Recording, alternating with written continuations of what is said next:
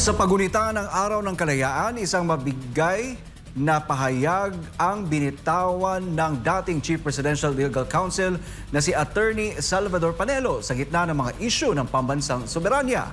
Tanong niya, hawak pa ba natin ang tunay na kalayaan? Narito ang ulat ni Carlo de la Peña.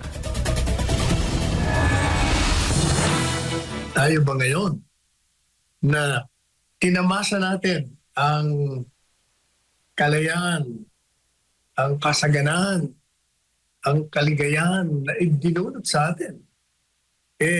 Napanatili ba natin ito? Ito ang mabigat na pahayag ng dating Chief Presidential Legal Counsel Attorney Salvador Panelo ukol sa tunay na kahulugan at kalagayan ng kalayaan ng bansa sa kasalukuyang panahon. Ayon kay Panelo, ang Araw ng Kalayaan ay hindi lamang selebrasyon, kundi panahon ng malalim na pagmumuni-muni para sa bawat Pilipino. Dapat aniyang tanungin ng sambayanan kung naipagpatuloy ba natin ang diwa ng kalayaang ipinaglaban ng ating mga bayani tulad nila Jose Rizal, Andres Bonifacio at iba pa na nagbuwis ng buhay para sa kalayaan ng bansa. Yung bang ating mga inihalal, nilagay sa kapangyarihan, ito ba ay pinagpatuloy nila ang ating pagiging malaya? Sapagkat kung titingnan natin, mukhang hindi. Tinukoy din ni Panelo ang umano'y pagsuko ng pamahalaan sa soberanya ng bansa, kaugnay ng pagpayag na ipaubaya sa isang banyagang hukuman ng kaso na isang dating Pangulo. Ayon sa kanya, ang hakbang na ito ay maituturing na pagsuway sa konstitusyon at isang uri ng pagtataksil sa bayan, lalo na't ang mga aligasyong krimen ay nangyari sa loob ng Pilipinas at kapwa Pilipino ang sangkot. Ibig sabihin,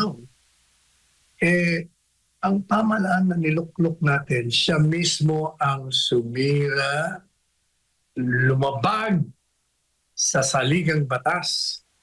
Nag-iwan si Panelo ng hamon sa taong bayan, isang tanong na humihikayat ng pagninilay sa tunay na kahulugan ng kalayaan, hindi lang tuwing Hunyo 12 kundi sa bawat araw. Yung tanong ngayon, araw ng kalayaan ngayon, paano tayo sasabihin sa ating mga sarili na pinagdiriwang natin ang isang kalayaan? Itong kalayaan na ito isinuko na ng mga taong ating inilagak sa kapangyarihan.